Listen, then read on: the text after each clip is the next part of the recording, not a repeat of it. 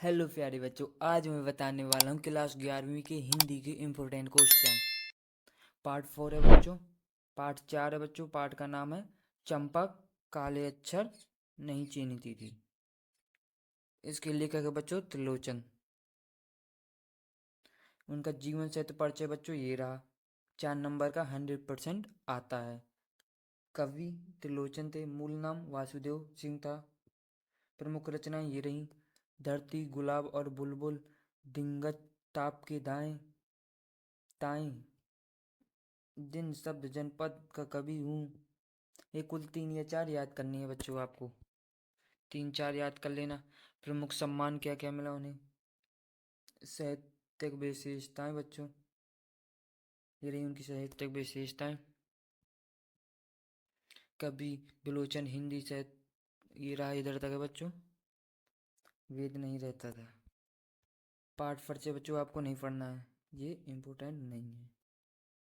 पाठ पुस्तक के आधार पर प्रश्न उत्तर है ये बच्चों। ये पहला प्रश्न है, चंपा ने ऐसा क्यों कहा कि कलकत्ता पर वज्र गिरे। मोस्ट क्वेश्चन है बच्चों, ये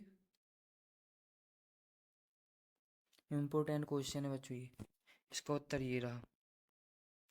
चंपा नहीं चाहती थी कि उसका बालम उसे छोड़कर कहीं दूर पैसा कमाने के लिए जाए। कवि ने उसे बताया कि कलकत्ता जो बहुत दूर है, वहाँ लोग धन कमाने जाते हैं। चंपा चाहती है कि कलकत्ते का अस्तित्व ही समाप्त हो जाए तो उसका बालम उसी के पास रहेगा। इसलिए वह कहती है कि कलकत्ते पर वज्र गिरे। मोस्ट क्वेश्चन है बच्चों। दूसरा क्वेश्चन ये रहा, चंपा को इस पर क्यों विश्वास नहीं होता था कि गांधी बाबा ने पढ़ने लिखने की बात कही होगी। ये मोस्ट क्वेश्चन है बच्चों। इसका उत्तर इधर तक है, विपरीत कार्य। क्वेश्चन नंबर तीसरा, कवि ने चंपा की किन विशेषताओं को उल्लेख किया है। ये भी अच्छा क्वेश्चन है बच्चों। चंपा एक छोटी बालिका है जो काले काले अक्षरों को नहीं पहचानती। कवि के अनुसार वह चंचल और नटखट है। दिन भर पशुओं को चराने का काम करती है।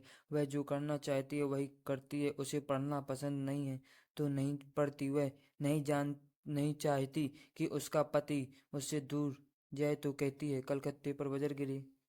अच्छा क्वेश्चन है बच्चों, मोस्ट है। आपके विचार में क्वेश्चन चौथा, ये मोस्ट नहीं है। आपके विचार में चंपा ने ऐसा क्यों कहा होगा कि मैं नहीं पढ़ूंगी। कविता के आसपास के ये कुछ क्वेश्चन है, ये भी इम्पोर्टेंट नहीं है। अब आते हैं बच्चों, ये दूसरे के बाद तीसरा, ये भी इम्पोर्टेंट नहीं है बच्चों। ये भी नहीं है, ये भी नहीं है। अन्य महत्वपूर्ण प्रश्नोत्तर बहुविकल्पी प्रश्न, कुल 30 है बच्चों, 30। पहला क्वेश्चन है, चंपा काले काले अक्षर नहीं चीनती थी, रचना साहित्य की किस विद्या में लिखा गया है।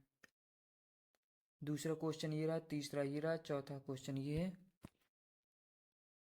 पांचवा क्वेश्चन ये है, छठवां ये है। छठवें के बाद आते हैं 7वें नंबर पर। 7वां क्वेश्चन ये है बच्चों। 8वां ये है।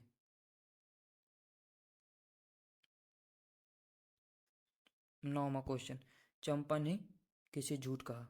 10वां क्वेश्चन, बजर शब्द का क्या अर्थ है। 11वां क्वेश्चन, चंपा क्या काम करती है। 12वां क्वेश्चन, चिन्हों से स्वर निकलते सुनकर चंपा को क्यों क्या होता है। 13वां क्वेश्चन, कवि ने पढ़ाई करना किसकी इच्छा बताई थी। 14वां क्वेश्चन, चंपा के पिता क्या काम करते थे।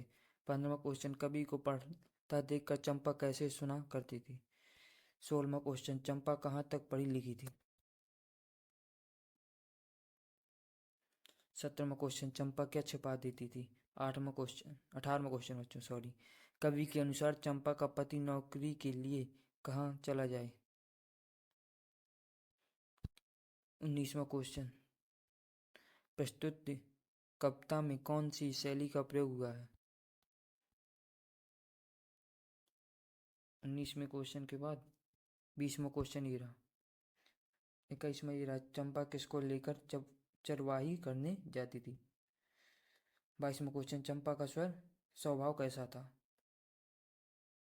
23वां क्वेश्चन, चंपा क्या चुरा लेती थी। 24वां क्वेश्चन, कवि को पढ़ता देखकर चंपा क्या होता था। 25वां क्वेश्चन, चंपा को इस बात की हैरानी होती थी कि। 25वें क्वेश्चन के बाद बच्चों 25 हैं कुल। इनके उत्तर ये रहे बच्चों, बहुविकल्प प्रश्न के उत्तर। एक एक नंबर के 100% आते हैं। अति लघु उत्तरीय प्रश्न, जब कवि पढ़ रहा होता है तो चंपा क्या करती है। ये मोस्ट इम्पोर्टेंट नहीं है।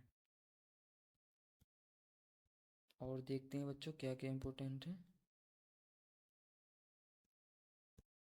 बस बच्चों इतनी इम्पोर्टेंट है। वीडियो अच्छी लगी हो तो चैनल को सब्सक्राइब करें, लाइक करें बच्चों, अगर नए हो तो।